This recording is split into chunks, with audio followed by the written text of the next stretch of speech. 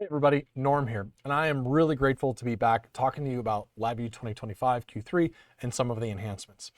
Specifically today, which is going to seem really strange because this video featurette is talking about text and just text on a diagram and text on a front panel. And I remembered why I'm doing these videos. I'm doing them so that I can go into the notes that R&D writes about some of these features and to reveal to you some of the little things that you wouldn't normally figure out. I want to go deeper in all of these videos than what you might see in a release or a note and help you understand maybe either a decision behind the design or some of the behaviors so that you don't have to figure them out the hard way, so that you can, in a simple video like this, ideally less than 5 minutes, you can find out more about some simple things like alignment of text and how it applies to what you're going to do. So let's go ahead and dive in and get into the code and see what it looks like.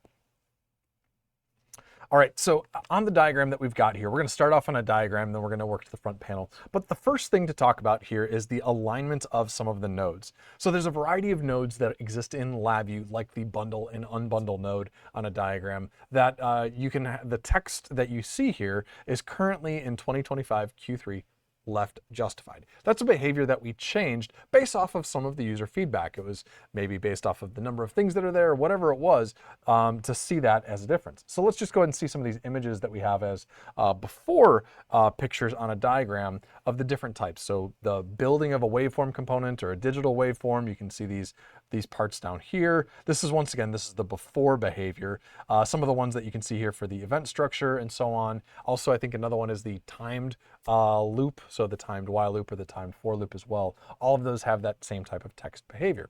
And so now you can see what that looks like as a bit of an after effect here. And you can see that now they are all less justified. And it looks a little bit different. It's relatively simple, but these are all the different types that you're seeing that we're kind of taking the user feedback. There was enough kudos on that as an option, and so we enabled that as a basic behavior.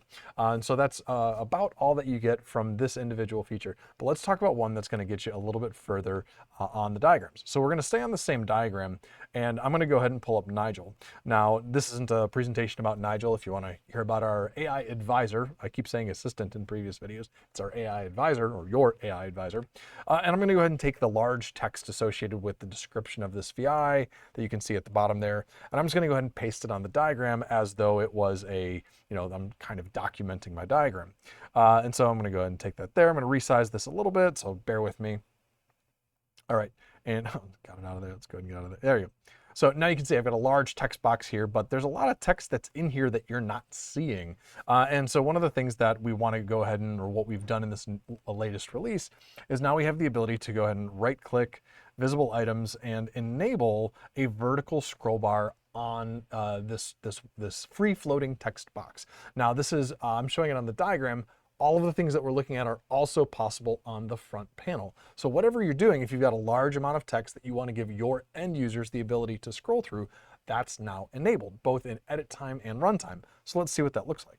So I'm going to go ahead and enable that vertical scroll bar. Actually, let's change this background a little bit so it doesn't fade into it nearly as much. Let's go ahead and make it something a little bit more contrasty with the scroll bar that's about to show up. I kept doing it as gray. And so now you can see that on the block diagram that I can scroll through this. Same thing if I were to go to the front panel. Actually, I can just paste that on any front panel, and you can have that same type of behavior, whether it's in edit mode or runtime mode. And so now you've got that ability to provide a more rich documentation experience for your end users. Now, this isn't like the hidden feature that I found. Actually, I've recorded this video like 3 or 4 times already, and then I finally went back and looked at the notes, and I realized that there are things about the free floating text label that you might not have realized. I'm going to go ahead and disable the vertical scroll bar on it for a moment, but you can actually change the vertical arrangement of a free floating text. And so you could either stack the characters, kind of where it's 1, 2, 3, 4, all the characters vertical, or you can even rotate some of those texts. And so let's go ahead and see what that looks like when if I were to rotate this to the clockwise, or say counterclockwise, maybe in this case. And so this indeed is a feature that's probably been in LabVIEW forever.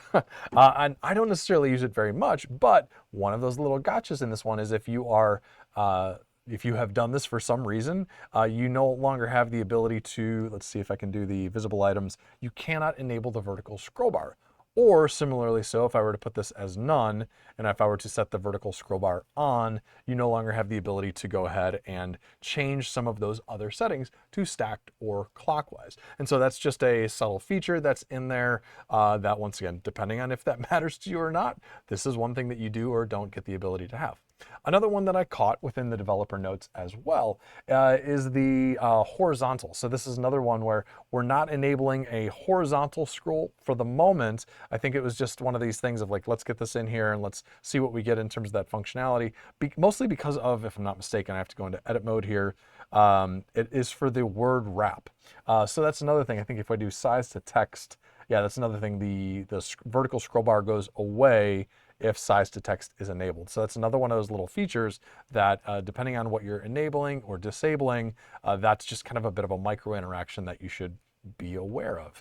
Now, one of the last things to go ahead and note in here is also the ability if you're in any text field. Now, I am currently in a free floating text diagram, but this is a huge one. This is a big usability because as I just read in the notes a little while ago, basically every text editor in the world, while you're editing text, if you press Ctrl+A, it's going to select all the text in the field that you've got.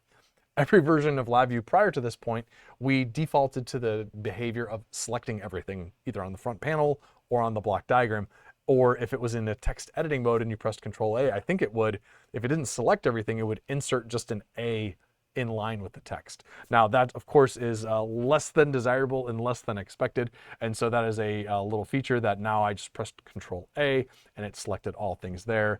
And now this is just on a free floating text field, but if I'm not mistaken, let's go ahead and just put a string control there, put that in there. I'm going to go ahead and take maybe this first sentence that's there, put that in there. And now if I press Ctrl+A, indeed, it does not insert an A, it doesn't select everything, it selects all text. And so once again, just a little feature that maybe is long overdue, but now it's in 2025 Q3 and a simple way, hopefully making your lives easier as you're working with the diagram. All right, so that brings us to a close. So once again, the simplest stuff was a little bit of the left alignment on diagram elements. This isn't every diagram element. Things like I think property nodes and invoke nodes are still kind of center justified. And before you turn this video off, go ahead and leave some comments below. If you're liking these features, if you really want it on the property node, if you want the user to be able to edit whatever that is, let us know. We're eager for that feedback, although we can't do everything, or sometimes you want this and somebody else wants that. So I know I'm one of those people that gets frustrated when I don't get what I want, but that's okay. We still want to get that feedback so we can kind of figure out where some of the easy wins are for things that are going to make your life easier, and even the harder ones too. We do want to know those, and kudos up. Look at the other things on the idea exchange so that we can, once again, you can help support other ideas that, once again, other people may have also recommended, similar to some of the ones that we saw today.